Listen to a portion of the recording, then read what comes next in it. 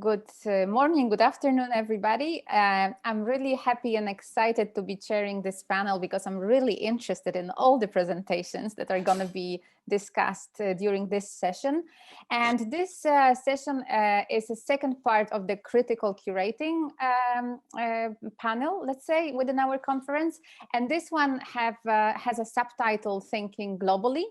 And our first speaker in this session is Joanna Warsza, who was born in Warsaw but is based in Berlin, and she's an independent curator and the program director of Curator Lab and Kunstfach University. Among many other projects she has curated and published together with Jan Sowa, Everything is Getting Better, Unknowns of Polish Post-Colonialism. And her recent curatorial projects also include Public Art Munich, in 2018, and you can check the full bio of Joanna on our website. And now Joanna will talk about coloniality without colonies, Poland, for example. Joanna, the floor is yours. Thank you, everyone. Thank you, Alexandra. Thank you, the organizers of this conference. It's very much needed. I'm very happy to be part of it. Let me share my short presentation. I will, in recent years, in 2017 and 2019, I have curated two exhibitions. They were somehow close to each other. One can say it's almost the same exhibition. However, the discourse around those issues and how we position ourselves within Central Europe and post-coloniality is changing so fast that that's why I'm saying they are maybe two different exhibitions, because every year somehow we start to understand and have these connections more and more, and of how to situate ourselves within these discourses. So the aim of those exhibitions, one of them was called Everything is Getting Better. Of course, it's like English kind of paraphrasing of one of the main slogans of Dobre Zmiana, the good change of Polish Peace Party. But both of those exhibitions came from this need, because I'm based in Berlin, and of course I'm following very much the post-colonial discourses today and the processes of decolonization. And then you of course start to ask yourselves, where do you stand as a person coming from Eastern Europe and in those debates, because they are very much still rooted, accented between the global North and global South. So how can we self-identify within those dilemmas?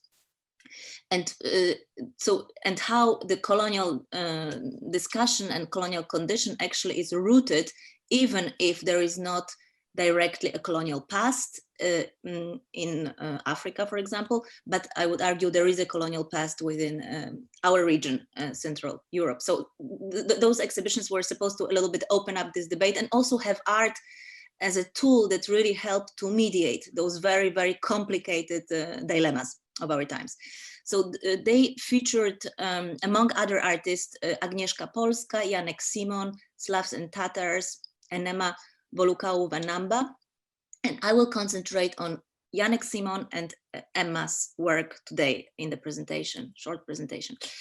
So Janek Simon, an artist with whom I have worked a lot since 15 years, has been maybe one of the first artists in Poland back 10 years ago who really seriously started to look back at this colonial legacy, an unfulfilled Polish colonial legacy, because at the end there were no real colonies overseas. And he archived and problematized the organization called Maritime and Colonial League, Polska Liga Morska i Kolonialna. At the beginning it was just about the sea and access to the sea, and the fact that after the First World War, Poland regained access to the sea. So what was the sea? And actually, of course, the question what was on the other side of the sea appeared. And the organization has been extremely powerful. It was founded by Polish Navy officers. And this picture here is actually a demonstration from 1938 when the league gained very large momentum of really advocating for Polish colonies in Togo, in Brazil, and in Cameroon, among others, also with really problematic plans of repopulation of certain part of Jewish population to Madagascar, etc. And the way Janek is presenting those this history is, of course, one has to be very careful just not to repeat this colonial gesture of somehow affirmation and pride. And I think what is really sensible and interesting in his work is that it traces and maybe asks questions whether these unfulfilled aspirations, which have been so present in the society at the end of the 30s, the organization had a huge educational programs. There were, and even myself, actually, our generation maybe remembers from the childhood this kind of Dni Morza, the celebration of the Day of the Sea, and all this was rooted actually in this moment of willingness to colonize. And our question in those installations were whether there is a link, or can there be a link between those unfulfilled hegemonic plans and to really position yourself within the colonial powers. So to be with them on the side of like colonial powers, aspire for it. Can it be linked with what is happening in Poland today? And from where comes this rampant racism? From where comes the need to differentiate yourself from the others and to really have other kind of hegemonic fantasies? This is also, for example, part of the installation of Janek in Togo and Cameroon. And the magazine was reporting from these expeditions back then. And also when you look at the installation, you find out that actually there is a continuity also in the magazine itself. So this magazine was called Morze, at the beginning, the sea, then Morze I Kolonie, the sea and the colonies. And again, after the war, of course, the colonial part was dropped and it was about rivers. And today, when you think and you look at the Polish politics, there are concepts like intermarium. Poland, again, from one sea to another sea. Where those concepts come from? How are they symbolically rooted? In which kind of mythologies and methodologies are they rooted? So those were some of our questions in Janek's work. This is how it is presented in a kind of a timeline manner. And also, I guess what was interesting and important, very important for Janek and for us in those exhibitions is that Poland has a very strong obsession with celebrating the past. There are all the time kind of a recreation of historical battles, ceremonies, almost fetishizing its past. Of course, it's only part of its past. And which kind of ceremonies are there? Which kind of fetishizing is it if there is no place for any kind of a critical thinking to overcome its condition as a victim? There is always this repetition through the ceremonies of its place as a victim within kind of a colonial victim too, between Russia and Germany, Prussia, or Austro-Hungarian Empire. However, our way also was to work with the archive to problemize that too, to go beyond this victimhood, and also to point to the fact that today right-wing turn is perhaps rooted exactly in this condition of coloniality without colonies. And the second, I'll jump over this. And the second project, our project I would like to mention today, it's a project by Ugandan British artist Emma Vokaluwa-Naba, Paradise, from 2012. And also, like Janek project, concentrates on Africa, yet from completely different angle. Emma was actually investigating the absent and completely erased from British archives in general, from archives, refugee camp for Polish refugees who through Siberia were displaced to Uganda and placed in the camps by British in 42, 43. There were approximately 7,000 Polish refugees, mostly women and elderly people, who have been placed there, while at this time the British Protectorate counted around 2,000 British service staff and settlers. So the proportions of this camp was like 3 times more than the British who were present in Uganda back then. And for Emma, it was so interesting. Her main questions actually are concerned with, looking at this picture that again looks very, very empty and yet very full. She is restoring histories of relationship between women, because mostly Polish women were there, and the relationship with Ugandan men. And the fact that, of course, this kind of relationships in colonies have been banned. In British colonies in 1909, there was a ban on entering in any kind of relationship, but of course they did exist. And there were also kids born out of these relations. And if any kid was born, it was considered a medical waste, while of course the woman who would enter into relationship was automatically a prostitute. And this has been archived partly by British, and yet then when they were leaving Uganda, all of it was destroyed. The camp, both, of course, the remains of the camp, but also the archives in an operation which was called Operation Legacy, ironically, actually. And Emma accompanied Polish relatives who still made their home in Uganda. Some of them have stayed there for many, many years.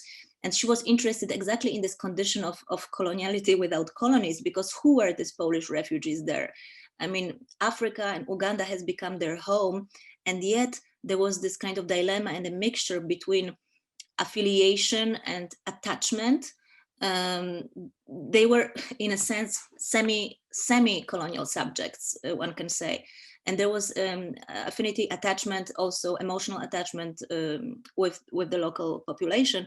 But obviously also the way the expedition now was organized and how Emma was part of it, she very much observed also very patronizing and kind of a neo-colonial, or one can say, approach to how there is a relation of certain ownership or attachment that goes beyond just emotional bond towards a patronizing situation. And this is very much how she also looks and starts to think this Polish or Central European condition of what it is to be a subject which on one hand was not exactly in the colonial apparatus, and yet both in this axis between Central Europe and Africa, and both within Central Europe. I guess there has been a lot spoken about it in this conference. How can those theories actually help us to understand ourselves and be maybe less opaque, as we said in Paris, opaque to ourselves, that Poland is, and the Polish colonial condition is a condition of certain opaqueness. And to finish, those are two more pictures from the documentation of Emma's work.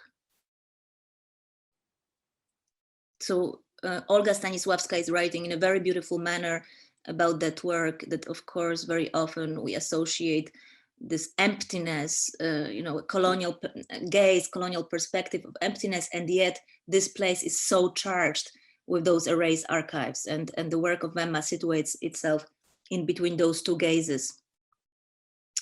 And just to finish with a comment, maybe generally to the conference, the Colonizing Museum in Eastern Europe, is that recently, at the moment, there is a wonderful Berlin Biennial exhibition on those subjects, but concentrated mostly on South American continent, and it works there and the debates there. However, during a guided tour recently, I heard this statement that objects in the museums, mostly ethnographical museums, can be political prisoners. They have something from the condition of being in prison, of being detached from their natural environment and their ecosystems. And that would be rather my questions, how can we see museums in our part of the world and in generally?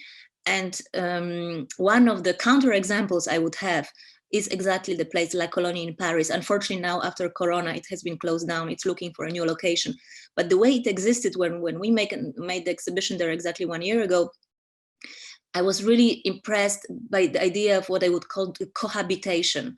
So there was this is the ground floor where, let's say from 5 to 7, there are debates going on, and from 7 to 10 it's a bar, and then from 10 to 1 it's a disco, and then in the morning it's a school for local kids from the area. And there was really like many layers in one, in which art became just one of the voices of how to mediate these very complicated questions of the coloniality today. And on the first floor you also have more like a meeting places, and then on the second floor, you don't see it here, there is an exhibition space. And all these functions together, it's not just a box, a white box to where you're supposed to go to see art, but the art actually is just one of the voices, very important, yet one of the voices in the ecology of the colonization, actually. Right, I didn't look at time, but I think yeah, but it's fine. I was looking at them, so thank you very much, Joanna. The Q&A session will be at the end of the session, so thank you so much. And I kindly ask you to stop sharing your screen, and then Sorry. I can, no problem. And then our next speaker is Max Cegielski, who was born in 1975. He's a writer, a curator, and author of nonfiction books. And at the beginning of 2009, his book, The Eye of the World from Constantinople to Istanbul, was published, for which he received the Beata Pawlak Award. You can check out full biogram of Max on our website. It will be also posted in the chat box. And today, Max will talk about how we learn the West in the East, official and unofficial relations between the Polish People's Republic with the Third World art projects. Max, the floor is yours. Yeah, thank you very much for the invitation. Do you see my presentation on the screen? Yeah. Yes, we can see it. All right. So I think it's in a way it's very good that I'm between Joanna Warsza. She was speaking about the pre-Second World War Polish problems with coloniality, and after me we'll have Zoltan Ginelli, and I'm sure that he will elaborate more on what I'm talking about, which is the 45-89, so after a Second World War, socialist globalization, let's say, that I will talk about. So you have to remember that before 89, before the socio-political change, the Polish People's Republic, global economic and other contacts were really closer with what we call now the global South than with the West. And I think that curating these really vast archives of these historical collaborations shows how the official government agreements, official propaganda lead away to the unexpected, unofficial, sometimes like completely illegal links.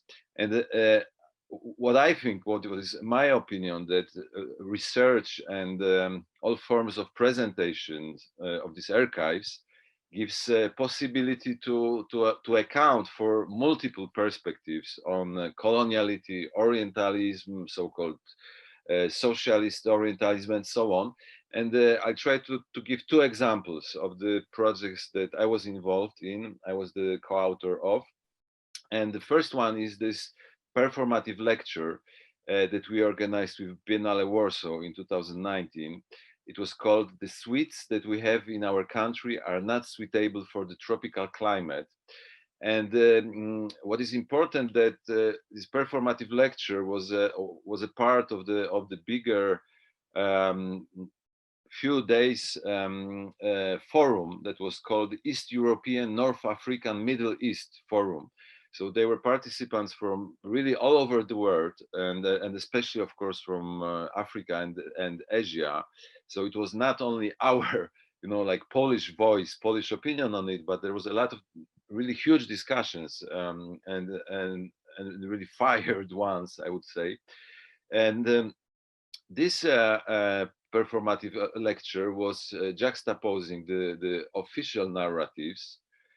For example, this from the magazine, which was called the Polish Review. It was published in the 60s for the readers, for the markets in Africa and Asia. And of course, it was showing very positive cooperation between socialist Poland and then at this time so-called third world. Yeah. So of course the students, all sort of official celebrations like Free Africa Day, and for example, young engineers, young miners, working in Poland and learning ways to modernize, which was very important. And of course, the main title, the main thing of all of it was that these people from the three continents, Europe, Asia, and Africa, at this time mostly, that together they can fight the colonialism, neo-colonialism, and imperialism.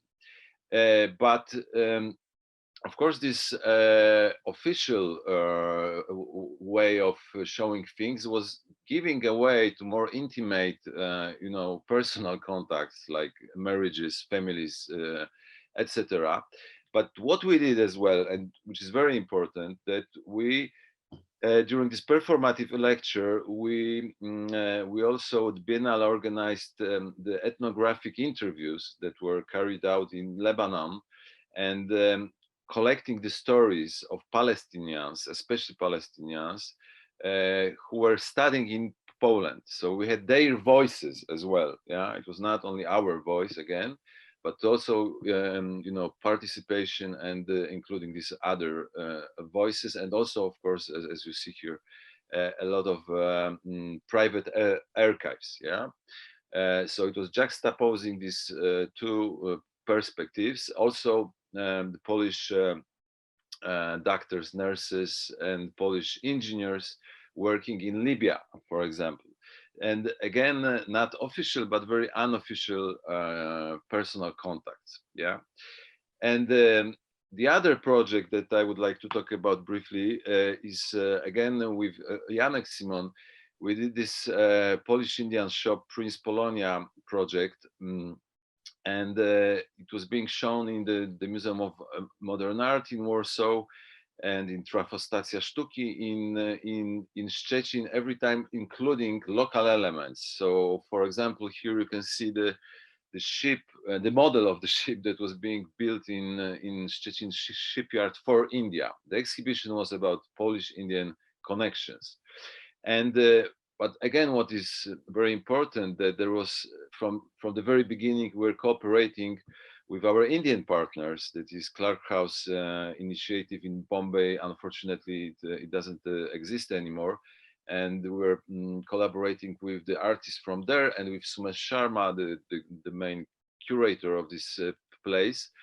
And we're showing this, like here you can see on the left side the Indian magazine, on the right side the Polish magazine, and this socialist iconography. But what was important for us was to show this unofficial, again, these unofficial contacts. The title, the Prince Polonia, was the name of the hotel that was being built by the Indian guy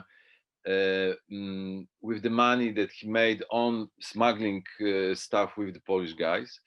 And so it was, this hotel was a main place for all sort of illegal business that started with the small things like crystals, zeniths, and so on.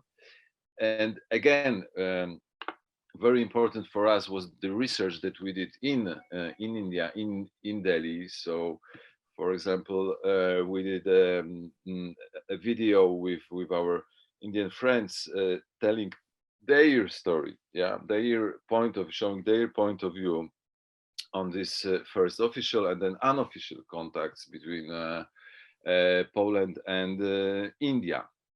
So we had this, ceremonial things like Nehru in Poland in the late 50s, which this visit really started this official socialist cooperation. And so we, like on the left side, you see the official logo of Polish Indian Friendship Society, which was very official organization, but it gives in a space for the all hippie theosophical freaks, you can say. We also did some interviews with them, again showing these different layers of cooperation. And I think that even if this, official cooperation, it was never free of all these elements of coloniality, Orientalism. What I'm doing is now at in the academic discourse. What I'm writing about is analyzing this sort of socialist Orientalism, and it was a very complicated relation between socialist Poland, Arabic countries, India, Asia, and Africa. But even if sometimes it was, you had this strange flops like Polish Arabian ties, which shouldn't be Arabian really, but you have on the other hand Professor Roman Artimovsky working in Tehran, and organizing an Academy of Art there. So even with all these problems of Orientalism and colonialism, I think that this memory of this context still exists in the collective memory, both in Poland, both in on the other hand in Libya, in Lebanon, in the minds of the Palestinian students, that their Polish Palestinian families, etc. And I think that this is the very interesting way to juxtapose more official and maybe still colonial images with these private ones, who can, and we can make a balance between the process of colonization of the minds and institutions, and decolonization maybe more through the private archives. And thank you very much. And I'm wondering what Zoltan Ginelli will say, I'm sure, more on these topics. Thank you. Thank you very much, Max. I find it really fascinating. And you also reminded me of the fact that my family albums are full of my grandfather's photos from Tehran and many other places, because he was one of the engineers traveling there. So this is also like really interesting for me personally. And our two next speakers are Esther Sokacz, who is a curator and researcher, a PhD candidate on experimental art institutions in Hungary, in the project Imagine Art, Imagining Institutions Otherwise, Art Politics and State Transformation, and this is happening in Amsterdam. And Zoltan Ginelli, who is a critical geographer and global historian. His research focuses on the historical relations between Eastern Europe and the Global South in the 19th and 20th centuries from a post-colonial and world systemic perspective. I am very much looking forward to your presentation. The floor is yours. Okay. Can you hear me and can you see the screen? Yes. Okay, so I'll be starting the presentation and then Esther will join in. This presentation will be about a documentary and art exhibition, which is mainly about the 20th century and the relations between Eastern Europe and the Global South, broadly put. And their concept will be the trans-periphery movement. We are working from a few collections though, and we also try to offer a critical alternative to some of the current, memory politics and museum exhibition politics that we experience in Hungary today. We can talk about that later on. And we will only show a few episodes, so it might not be about this socialist era, but various other episodes that Max referred to. And this is also a culmination of the project that I've been working in, the Socialism Goes Global, since 2015 and 2019. And we're currently working on a book project for Cambridge University Press with James Mark and Peter Upper, which is about Hungarian relations to colonialism and decolonialism. And we worked with Esther before. This exhibition is actually was postponed due to the COVID pandemic to next year. So it should have been this year. Okay, let's move into, just want to share that you are kindly invited to join our Facebook group to continue these discussions. We're also in Twitter, Decolonizing Eastern Europe. And I like to start with a bit of a context. There's this emergence of colonial discourse in Hungarian politics. A lot of it has been monopolized and generated by the government. We will not be a colony of the West. We will not become a colony of Brussels. There's also references to the Soviet imperialism and the socialist history. There's also, it's also connected to the refugee crisis after 2015, about denying relations between the former colonial world. So we could say the third world or the global south. Also a discourse of escaping white guilt, a sort of colonial denial, as I said, and a frustrated and peripheral whiteness, which is interesting because there are also intriguing racial hybridities in the region that we often do not speak of. So often we portray ourselves not completely as white, but there are, like Hungarian government has been promoting Turanism, for example, which is about our Asian roots. Okay, and there's there's also a discourse of Eastern European exceptionalism, that we do not belong to global colonialism and the history and heritage of global colonialism. It's actually the responsibility of the West. Therefore, it's connected to anti-immigration policy, and there's this discourse of white lives matter, and where you can see this frustrated whiteness of if we had a colonial history, then we were always colonized.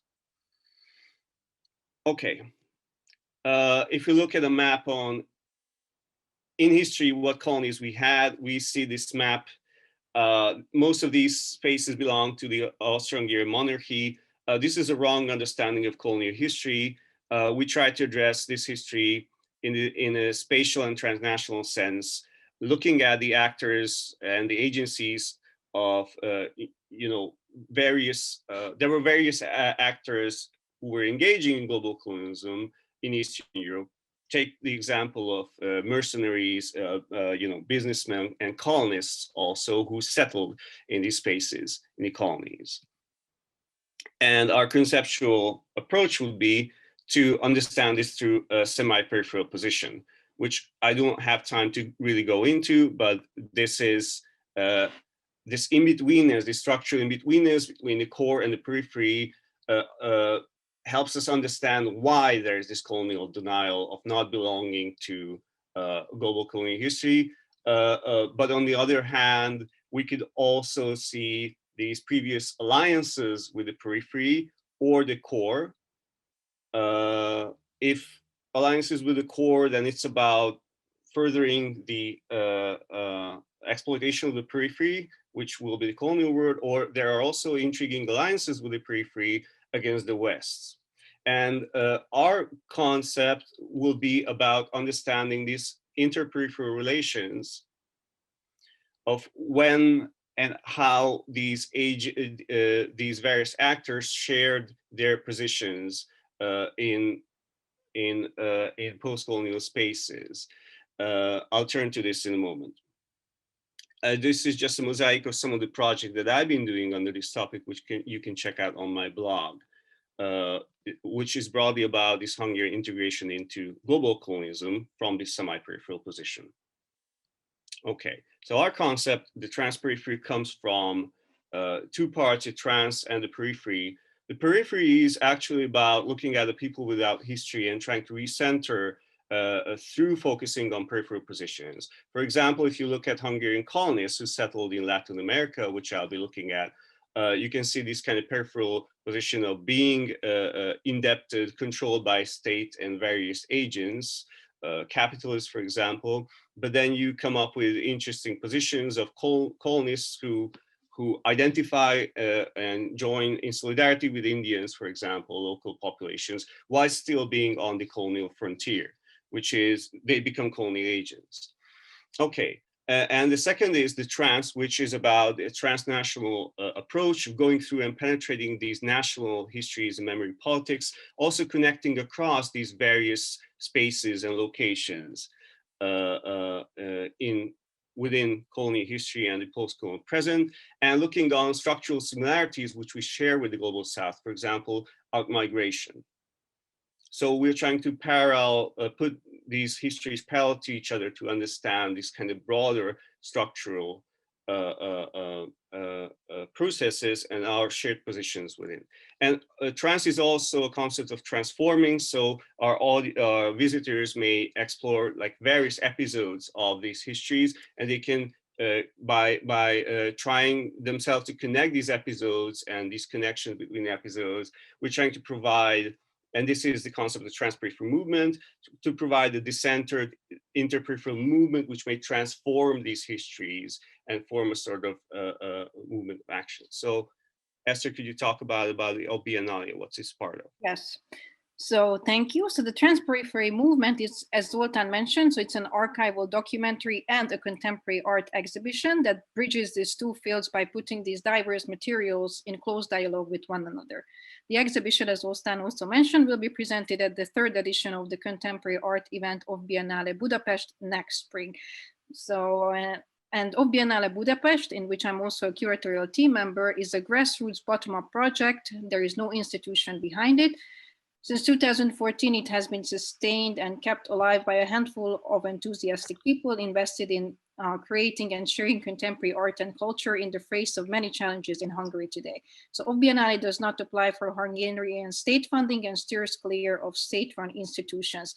This is a political statement as much as a practical, albeit very difficult solution to ensure the freedom of artistic expression and strengthen the local independent art scene. And just in terms of the genealogy of the project, and the next slide, please, Zoltán, thank you.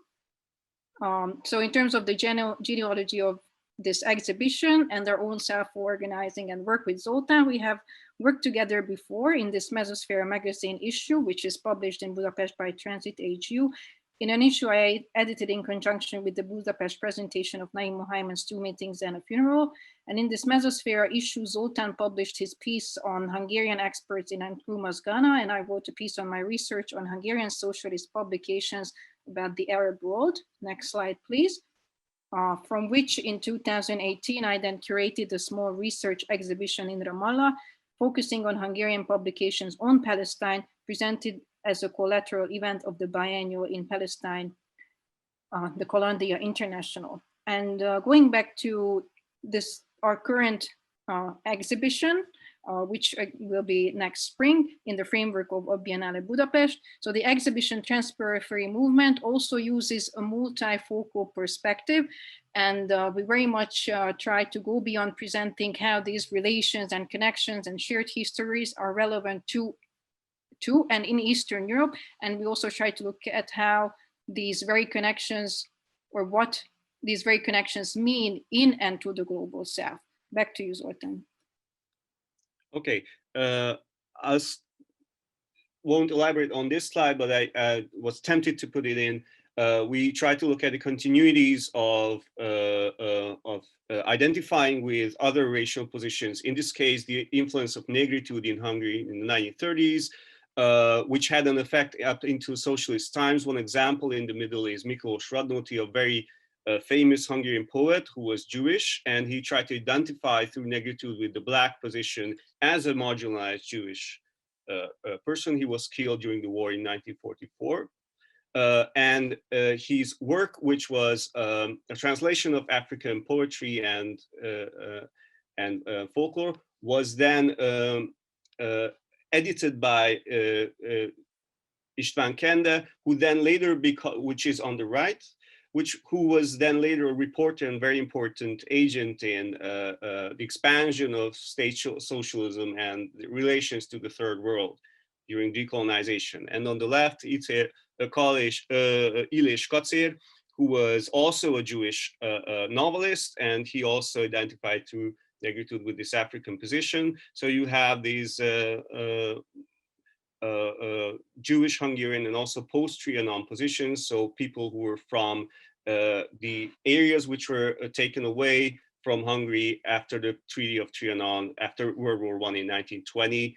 And through these marginalized positions, they arrive in negritude. And connecting to this, one of the main episodes that we look at is Hungarian colonists in Latin America.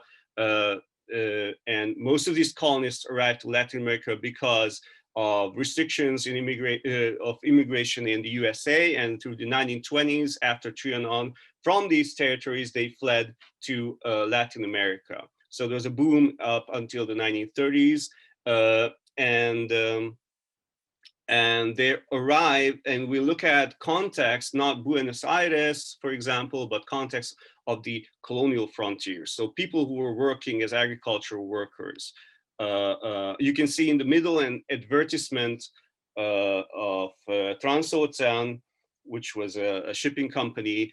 This is from South American Hungarians, which was a newspaper in Buenos Aires, where you can see the spatiality of agents showing where to go to reach the ports and then go to Buenos Aires. There was also this huge, this wide discourse of emigration. You can see on the left a book on this topic, and also on the right, from a far right political member,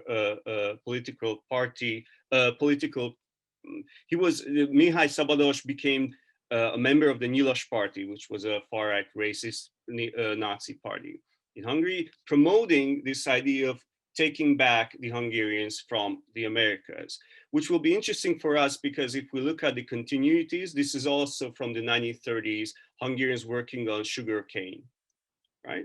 So this forgotten history of Hungarian colonists. If you look in the present, there's this post-socialist diaspora politics, which was first, I think, started by Russia, but also Eastern European countries tried to reach back to the very nationalist diaspora. We're working together with Mark Zsonda, who is looking at these people living in Misiones and Chaco, in these former colonial frontiers.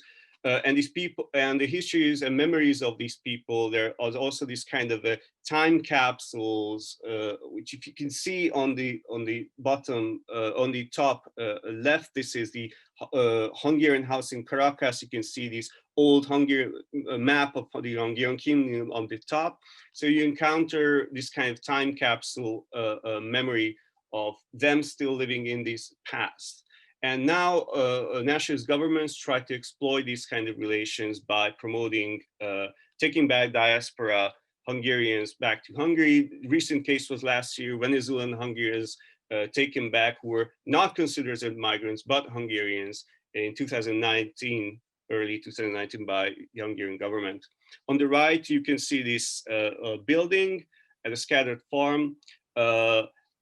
Also this history of what they took with them together, the architecture from Hungarian rural life and reproduced in the colonies, and also their habits of being a practical colonist mind has continuities which Mark looks at. We have some of these materials with us at the exhibition. And what we put parallel to this is, for example, the history of Cuban migrant workers coming to Hungary in the 1980s. Because of indebtedness, some export economies like textile industry was promoted, and there was a need for cheap labor, so they took in, through the Cuban government, the help of the Cuban government, these migrants. They were very much controlled by a state. They were like 16 to 20 years old, very young, taken from villages, and the first time they saw a city was when they were took to Havana and then to Budapest. But they were also at other sites, for example, in Kaposvár. So we excuse me, Zoltán, could you please start wrapping up? Yeah, please. Okay. So we look at how they were racialized, their experiences of being exoticized, also interactions with the local workers, and how they were affected by the 2015 refugee crisis, how they were re-racialized. Okay, and going back to Esther to talk a bit about the artists, and then we'll finish. Thank you. Yes, so just really like 2 minutes. So one of the new commissions for our exhibition is Monica de Miranda's short film Red Horizon, which is based on the many discussions we had together with the artist. So Monica de Miranda lives both in Lisbon and Luanda, and in her film Red Horizon, she joins the dystopian landscape of Namibia in Angola and the utopian and failed promise of socialism, of Marxism, Leninism in Angola. She also centers the role of women guerrilla fighters in the independence movement of Angola. Next slide, please. On the right, you can see the photo of a woman guerrilla fighter from the Amilcar Cabral archive. The other reference that Miranda is working with is the 1972 film Sambizaga by Sarah Maldoror on the left-hand side, that is set in 1967, the first independence movement uprisings in Angola, and that stages the personal and revolutionary transformation of the main protagonist, Maria, who is in the quest to find her husband, who was detained and eventually killed by the colonial police force. So beyond the importance of Marxism and Leninism in Angola, that on the one hand was conceptualized also as striving for the liberation for women, and that united Blacks, mestizos, and whites in the revolutionary struggles in Angola on the basis of class rather than dividing them by racial conflicts. The film Red Horizon also centers the next generation after the Cold War. So the Angolan liberation struggle was aided by Cuba, the Soviet Union, and socialist countries as well. And in the film, who you can see here, next slide, on the woman takes center stage, who is an Angolan born in the Czech Republic, who was a product of the relationship of Angola and the socialist countries.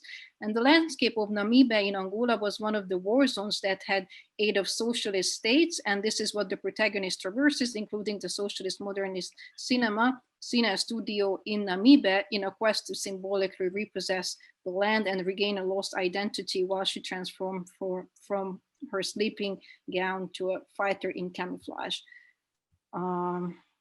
Next.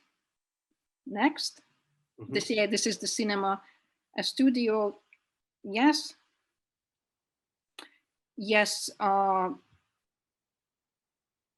So just very briefly, we have also been in the discussion with Jörg Galantali and Junia Klanicai to present their mail art projects from the 1980s with a focus on connections with Latin America. And of course, we rely here on the research of Katarzyna Sitlak, Red Conceptualismos del Sur, and others. But also we are interested in Artpool's globalist network approach, which was different from the socialist internationalism. It was precisely the opposite of that, as the uniting ground for Artpool and Hungary and Eastern Europe with Argentina, Chile, Uruguay was working under totalitarian military regimes, which then also connected Artpool with the international conceptual art movement. And one more minute, just another example from a globalist approach. It's Naim Mohaimen's film from 2014, Afsan's Long Day, and which is part of the series The Young Man Was, in which Mohaimen looks at the long decline of the revolutionary left in Bangladesh in a global context. So one of the lines that Mohaimen tracks in the film is the life and the diary entries of Afsan Chaudhuri, whom you can see here in the images, a Bangladeshi historian who was a student in the 1970s. And of course, the main event that time is 1971, when after the Nationalist Liberation War, in which guerrilla fought the Pakistan army, Bangladesh, the former East Pakistan, gained independence from Pakistan. The film also chronicles how the leftist movement then became an enemy harassed by the police in the new independent state of Bangladesh.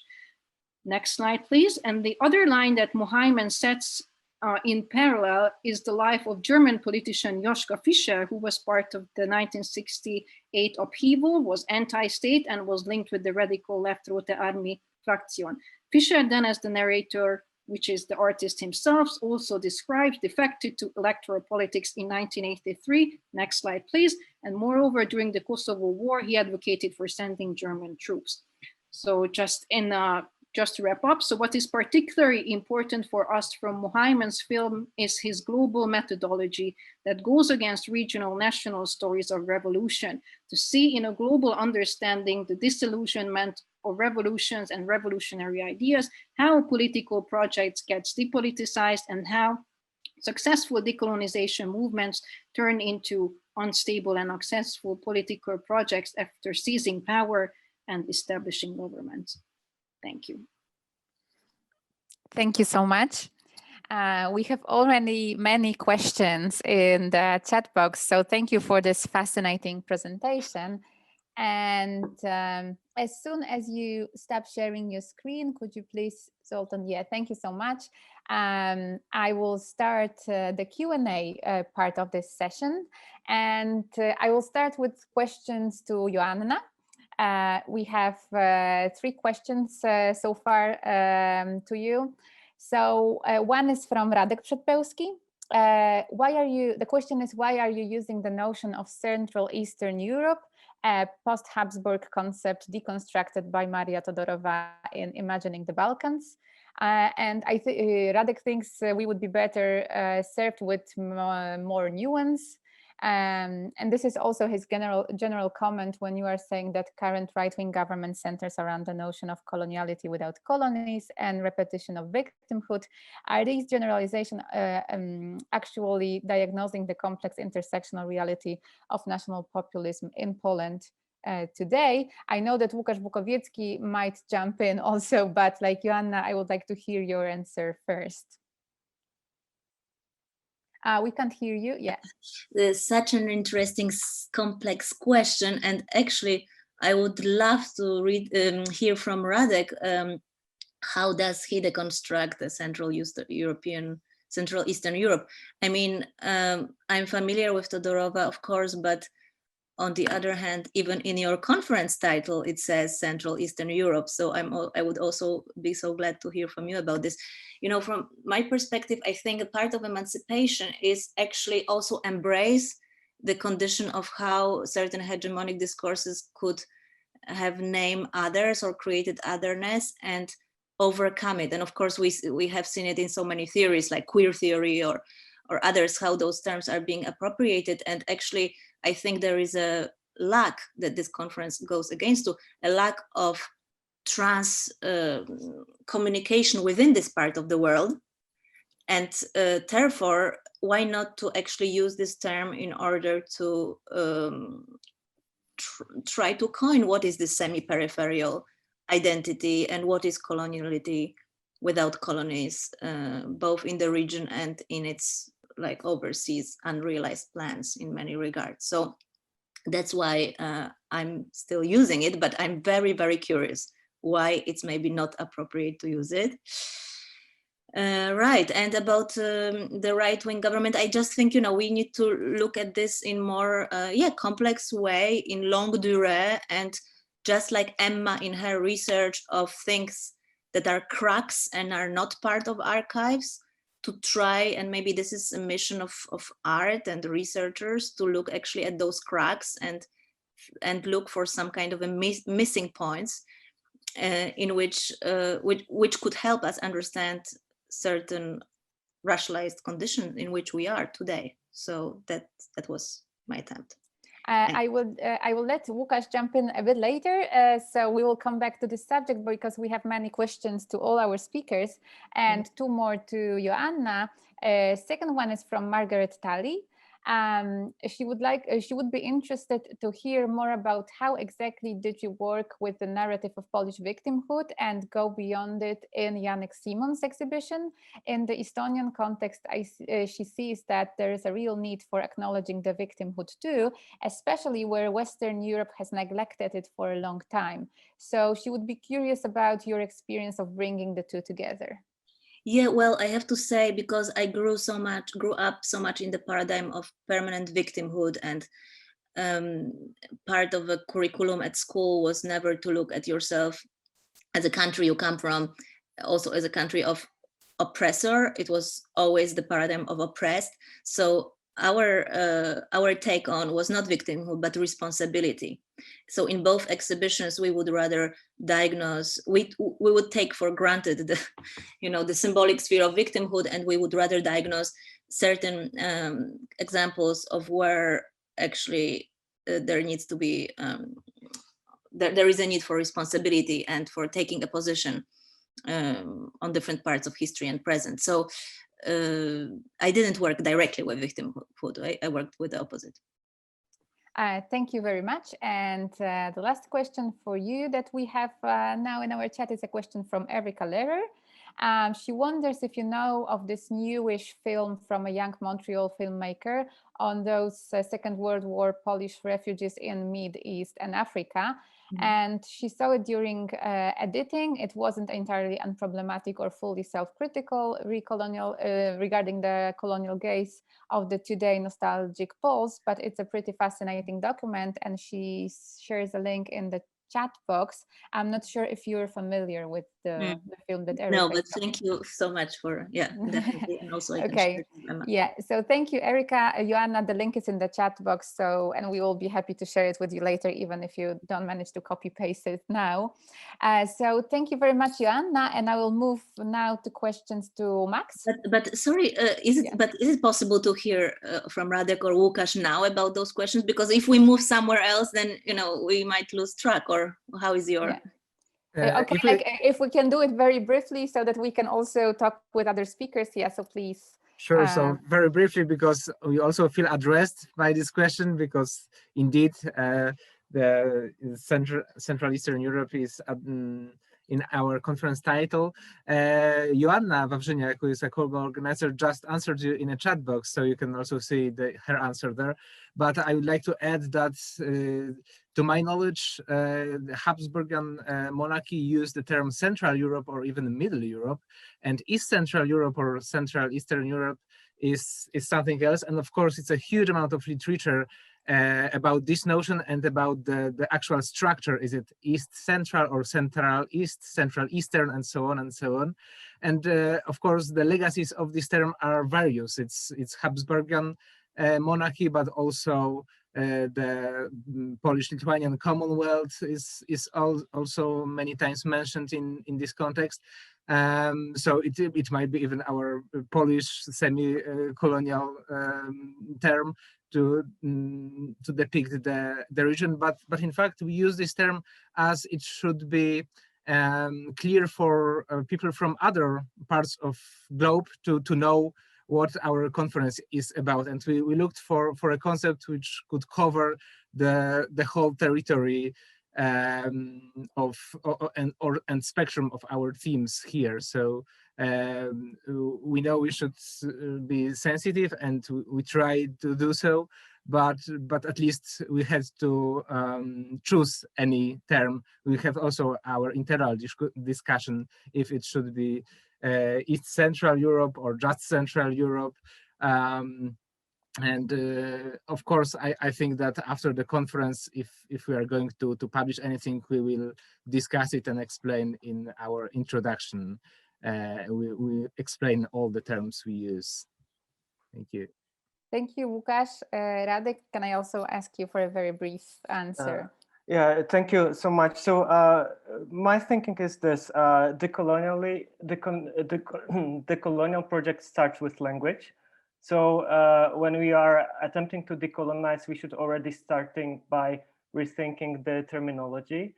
And Łukasz is right that, okay, Central Europe, this is like post-Habsburg term, but East Central Europe, it's a kind of a variation of this term. And for me, the kind of implicit epistemological strategy of Central Eastern Europe is that it seeks to distance like the region from Russia and Eurasia.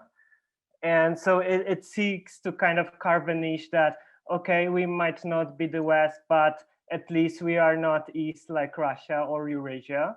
So I think there's some sort of implicit kind of strategy in this. And I think Maya and Ruben folks kind of are using the notion Eastern Europe. I'm using the notion Eastern Europe as this kind of conscious strategy, to problematize, throw the problem out there, which I think it's kind of something really provocative, and perhaps we should be provocative in this sense, and also, just why like East Central Europe is different than Russia and Eurasia. I don't understand, like, is it geographically, or like there are like all those kind of cliched patterns of thinking that come into this, and I think we should start by decolonizing it kind of right away. Yes, for sure, you are right. All notions are important to be deconstructed, and then I always repeat that words matter. However, in fact, during this conference, probably the notion of East Central Europe is more about distancing from the Western Europe than from Russia. And it is also used by many stakeholders, many social actors, to say that, well, the decoloniality is someone else's problem. And here we wanted to put together the concept, which is mainly in social imaginary mentioned in context of the West, to this non-fully Western side of Europe. I see that like also Joanna and Zoltan would like to refer to that. So let's do it. But also like being like, let's mind the time because we also want to hear from other speakers. Okay. Thank you very much. No, it's very, very interesting, really crucial to think, how we also self-identify. But I would not be for dropping the central, because if we actually want to also think of the Balkans, former Yugoslavia, by Eastern Europe, even if Maya and Ruben are actually from there, I will read this text with pleasure, but by Eastern, you maybe reapproach again to Russia and Eurasia, and how about also different groups of Eastern Europe, which are actually in its center, like Balkans. So that's the comment. And Zoltan? Okay, as a geographer, I could talk for hours about this discussion, how these constructed layers come out today. But I think I just want to point out one thing, that the Central Europe and also the Hungarian government trying to position Central Europe into the fore is not just about distancing from the East, Russian, Soviet Union, but also it's about turning back towards whiteness. And it was already there through the 1970s up to it strengthened in the 1980s in dissident culture. So there were these roots, not just the post-Habsburg kind of monarchic nostalgia, but also this return to whiteness, and then rebordering, Central Europe against the global South, not just the East. Thank you so much. So I imagine we could continue with this discussion for the whole remaining 25 minutes. I would love to write a paper about this. Yeah, so I guess we should. And thank you, everybody, because I think this is a great input also for the book. And I guess we should like really expand and elaborate on that. I have to be also like responsible for managing the time. So now I would love to move to questions to Max. And if we have time at the end of the session, we can always go back to that subject. So Max, there are 3 questions for you. First question is from Mathieu, our speaker from the Thursday day of the conference, and he asks if these interviews that you mentioned with former Palestinian students are available anywhere. No, unfortunately not. But I think it relates to the more general question, how we preserve, how we keep, how we store these memories, which is also the question of the archives. And of course, I agree that language is important and terminology. I replied briefly to one of the I think Radek Przedpełski concerns about the words, and maybe this but I will not jump into this more. But to be honest, I'm what Zoltan and of Biennale is doing in Budapest, also what Teresa Stejskalova, which is also participating here, and she was also showing the films from the Prague Film School. She was showing them during Warsaw Biennale, the films made by the students from Arabic countries, Asia, Africa, and so on. So I have the feeling that in Poland we are really neglecting these archives in comparison to what is being done in Budapest, Prague, for example. And I think it's a pity, that's my general answer. And I think that, of course, that first we have to somehow keep these memories and work on them, and keep them together, research them, and then we can of course discuss the terminology, but we need a base, some sort of more empirical, I mean, especially in case of Poland, yeah, that we have to really dig into these histories, official and unofficial, and then with this background we can discuss how we should call it. Yeah, should we call it this and that? Okay, that's my general answer to this the question of the interviews. Yeah, you also somehow jumped to another questions, but so that everybody knows, because I'm not sure if everybody's following the discussion in the chat. There was a question from Radek about the colonized name of Bombay, which is Mumbai, and also Max responded to that already in the chat box. And I don't know, Max, if you would like to also refer Maybe, to that. Yeah, just one thing, because the paradox is that, for example, of course, me too, I was when I came to with Janek Simon to Bombay, and we were always saying Mumbai because we thought it's a proper way, yeah. And then we had this huge discussion with the Clark House Initiative artists, who are all Muslims, Christians, gay, lesbian, atheists. I mean, all sort of left outcasts, let's say. And they say, don't use the name Mumbai because it was imposed in this new neo-fascist way of retrieving history, by the, as they say, Hindu fascist government, and they told us, use the name Bombay because everybody knows that it has these colonial roots, but it's more, free than the new name, yeah. So yeah, but of course it's important thing, yeah, sure. And I was referring to guys because of my Indian English, because they speak like this, and of course it's not a proper English way of calling them. Thank you, Max. And also, you already reflected a bit on the very nature of the archive, but there was a question from Teresa Stejskalova on how you reflect on the nature of the archive and which ways, the ways in which the institutional capitalist archives do or do not maintain the socialist past in a certain way. And I do think it's fascinating, and I see that there was a comment in the chat box also from Mathieu that he thinks Poland needs to centralize archive of this post-colonial presence during the People's Republic time.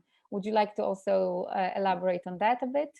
Yeah, of course. I mean, it would be really great if we would have any sort of official institution, but with our present political situation, it's just not possible at all. So we have to do it by ourselves, from down, yeah, let's say.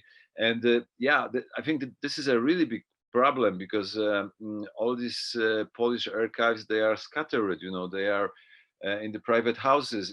After 89, for example, we don't really, like I was showing this magazine, the Polish Review, and we don't have the proper archives of this magazine, because it's very good example, I think, because this magazine was published and being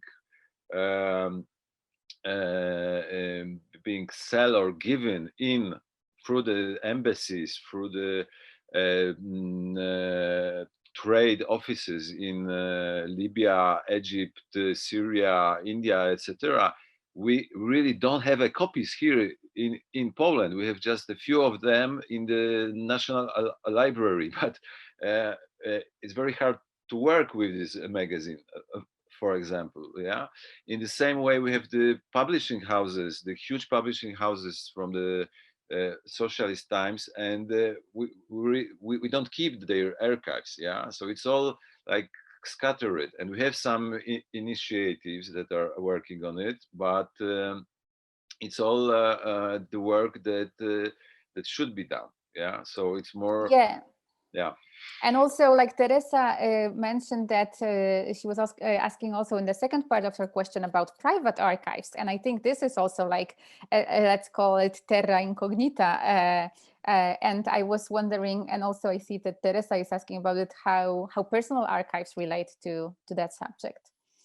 Yeah, you know, I mean, I'm talking more from the empirical way. I mean, because I perceive myself first of all as a researcher. Then I'm using my research by working with the visual artists, doing exhibition, or in the academic work, or in my reportage, nonfiction, or fiction as well, books. And for me, the main concern is that these people, the Polish engineers, for example, who were working in Libya or in Bihar in India or in Iraq, which is another complex and huge story. All these people are just getting very old, yeah, and we have to somehow to preserve this. I mean, we should talk with them, yeah, and record it, because of course, what is very important that these private archives, these private stories, you need them to understand the official narratives, yeah, because the official narratives will be about the social solidarity, for example. But behind social solidarity, there was a lot of business. Yeah, for example, Libya was just a country that was. It was very good for Polish government to solidarize with Libya, because Libya was paying with the American dollars. Yeah, so behind socialist solidarity, trans-peripheric movement, all the different organizations, you just had a business thing, which is, so you had to compare all these different narratives to find the truth. Thank you. Thank you, Max. I will record my grandfather, I promise. Yeah. And now I have 4 questions to Esther and Zoltan. So one question is from Łukasz Bukowiecki to Zoltan. So the question is, where does the map of Austro-Hungarian colonies come from? Is it exhibited in a museum or published in a book, map atlas, for instance? So from where did you get it? You have to unmute yourself so that we can hear you. Sorry, it's just slow. I already shared the link. It's from a journalist, Adam Koloji from index.hu. Perfect. So another question is from Radek Przedpełski, and he's asking for providing the very nuanced concept accounting for the position of Eastern Europe vis-a-vis the notions of center, periphery, and coloniality. Amazing. What is the source of these theoretizations? Is the question from Radek. Would you like me to repeat it, or is it clear? It's just not, yeah, I have it. Okay. Nuance concept. Well, yeah, it comes from world systems analysis, which has, wide literature reaching back to Wallerstein, also some other thinkers like Andre Gunder Frank, more connected to dependency theory. These are also, there are some Latin American authors, but we have to also understand that this way of thinking, this approach also comes from Eastern Europe. So there are, links to Eastern Europe. And this is an interesting question, what is the source? Because this is something that also connects this kind of economic and sociological thinking, connects Eastern Europe with the third world. So there are the Eastern European third world ties, which I look in my research in the case of Jorge Bognar, who established the Center for Afrasian Research in 1963, which established this thread of a tradition of thinking, for example, with concepts like the semi-periphery. And this is my notion, semi-peripheral coloniality, and how to use this concept to understand Eastern European positions is my concept. I mean, yeah. Yeah, go ahead if you want to add something. As far as I know, but this is where it comes from. So this tradition, broadly put. Thank you so much. And there's another question for you. So what do you think about current ideas connecting Hungary and the Eurasian heritage and Asian roots? Yes, I wrote about this briefly on my blog. I have, I think, 2 or 3 posts on this, which explain it a bit. It's very complex. It's also connected to Hungarian politics, current politics, to the Balkans and to Turkey. Turanism was an ideology about the Asian roots of Hungarians. So the Hungarian homeland was in somewhere in Central Asia, the south of the Ural Mountains, so in the periphery of Europe, let's say. And this evolved into a geopolitical sort of cultural, a geopolitical idea and a racial idea, and also a form of cultural imperialism towards Asia from the late 19th centuries, and it was very popular and state subsidized. So the government promoted it in the interwar period, which was, in my interpretation, it was also an anti-Western discourse and was also a vehicle on the discourse to sort of bypass and counter the West through peripheral alliances in Asia and the post-colonial world. So the way that is being used today is very similar. It's only that apart from this politics towards the Balkans, for example, Hungary tried to position itself in the European Union to be, you know, the main actor who tries to promote the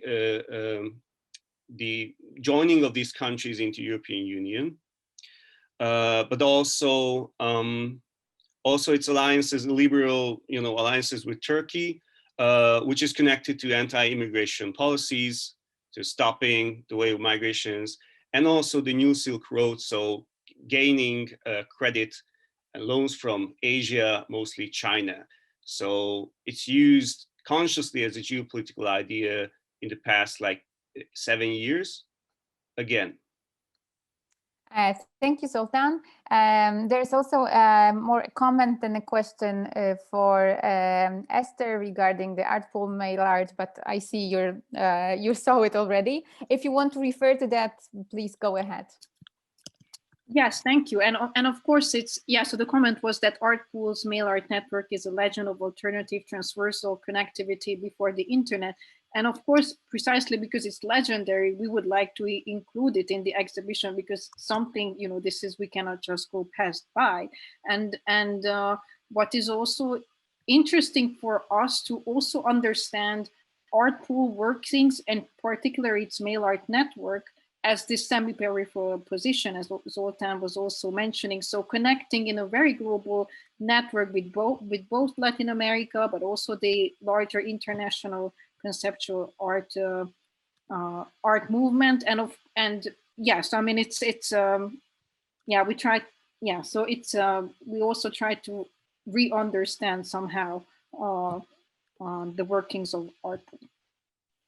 Thank you, Esther. And I see there is a question from Joanna Varsha to Zoltan and Max and everyone, actually. And the question is, if we start to decolonize with language, why do we keep on saying third world? Zoltan, Max, which one of you would like to pick up this question first? I think that Zoltan was not using a term third world. I used it only in my summary for one reason, because we have to difference from I mean, when we talk about the history and we, for example, talk about Polish People's Republic, yeah, so the term global south was not being used at this time, yeah. So me, as I say, mostly as the researcher with a, let's say, historical background, when I refer to the history, yeah, I'm trying to use the terms that they were using at this time, because, for example, if you want to understand the socialist Poland position between, I mean, in the Polish perspective at this time, between East and West, then if you use the term third world and the second world, you can see the hierarchy and the flow of the informations, modernizations, etc. but of course it's not a proper term, you know.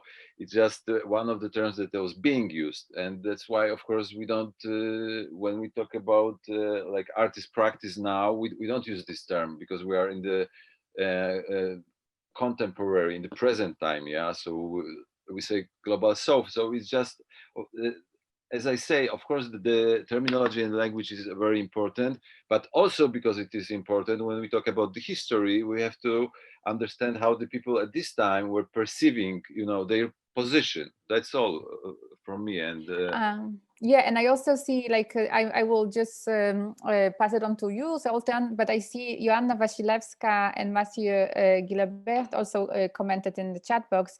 So Mathieu prefer third world than a global south, and Joanna is also going into direction that Max went into. So like we are using these words as a historic term, she mentions. And Zoltan, I know you you have good reasons for using this term, as you already shared in the chat. So go ahead. Yes, the third world was a political project. Yeah. And we have to understand the heritage of that and the fact that it got discredited, and it was also it shifted into the global south, which it went parallel to the globalization of neoliberalism and this, you know, Western hegemony and the collapse of the socialist world system. So we have to understand what lies underneath, and I think it got depoliticized, and we need to repoliticize it in a way to reach back to the history of where it began and reaching back to the history of the non-aligned movement. And that's why it's, and I'm sure Max is in total agreement, why it's important to understand the relations between Eastern Europe with the non-aligned movement, not just Yugoslavia, but like other countries, Hungary, for example, or Poland. Because through understanding these, I like to refer to the work of Lukáš Stanek, read his recent book. He tries to focus on Western Africa, the Gulf, and parts of Middle East and Eastern Europe, and try to look at these alternative spaces, not looking towards the West, sort of leaving out the West and looking at these spaces, which are actually, I think the third world is a good concept to try to push towards understanding these kind of those spaces which allowed more movement and maneuvering and the formation of alliances during the Cold War. And the last thing, it also shows that it wasn't a bipolar world as it later was reimagined by Fukuyama and all these also neoliberal ideas. So the third world, understanding this today, that's why it's important to understand this more polycentric world that we were part of even during socialism. I see Esther wants to adapt to this discussion, so please, and Max also, I see you. So Esther, Max, go ahead. Yeah, just really on the line of what Zoltan mentioned, that the third world was a political project. And you know, there's a book by Vijay Prashad, Darker Nations, and one of the most famous quote from this book that it often gets used, it's the third world was a place. The third world was not a place, it was a project. Yeah, so just as a comment to what Zoltan was also saying. Thank you, Esther. Max? Yeah, just very briefly. Yeah, exactly as Zoltan said, that at this time, there was also the concept of third worldism. And it was like very proud concept, you know. It was not something. It was something to be proud of. Yeah, it was exactly. It was a political project. It was the mentality project, and later on we started to understand it as something pejorative. Yeah, but it was positive. Yeah, it was this third way. Of course, there were many different ways. Yeah, for sure, and also now we have more complex way of understanding. But I think that we shouldn't like throw away this term because we feel now that it's not positive. Yeah, at this time it was very different. It was the notion of hope. Yeah, of thank you. Yeah, I see, Zoltan, that you are sharing some of your thoughts in the chat, so maybe you want to also jump in, because like I see, and I also know that Joanna Wawrzyniak wanted to join, so if you, Joanna, are still with us, you can jump in after Zoltan will share his thoughts. It's a very complex topic, so I'm not sure we will be able to explore this in a few minutes.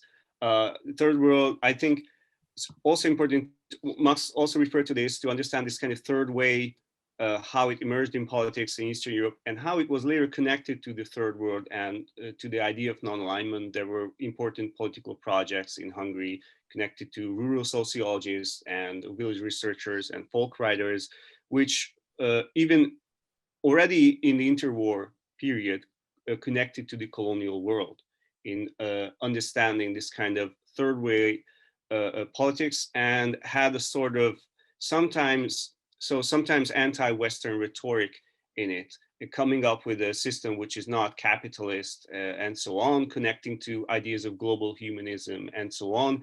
And some of these people either went into the communist movement after the war, or continued this kind of agrarian project, and they became dissidents in the post-socialist era. And they had an important role in the third world. For example, I looked at Ferenc Nagy, who was former prime minister connected to this movement in Hungary, and his activities in influencing the Bandung Conference in 1955 and pushing in the idea, the concept of Soviet colonialism, for example, which tried to connect to these agrarian concepts which were there in the third world.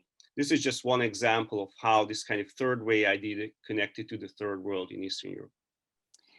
Thank you, Zoltan. And I also see that Mathieu is also referring to this third world versus global south. And he also shares his comment about how the global south does not give all the economic, political, cultural differences between countries and areas of this part of the world. And that third world, as Max said, is a historical category used by former actors, which I think is also like super important. And you already mentioned that.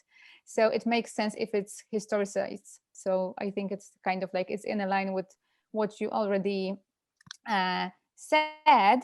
And I guess this is the end of the questions. There are many comments though, so we will archive this chat conversations so that we can all make use of it. So we have 2 minutes left, so if one of you wants to make any like summarizing or wrapping up comments, this is the last moment to do that. I'm checking if one of you would like to say something, like a closing thought. Yeah, if not, thank you so much. This was a fascinating panel and a fascinating discussion. And I guess this this discussion of like sensitivity to the language will stay with us probably. And I would love to come back to it in the breakout room session. So for the moment, thank you all very, very much. And I will pass it on to Łukasz.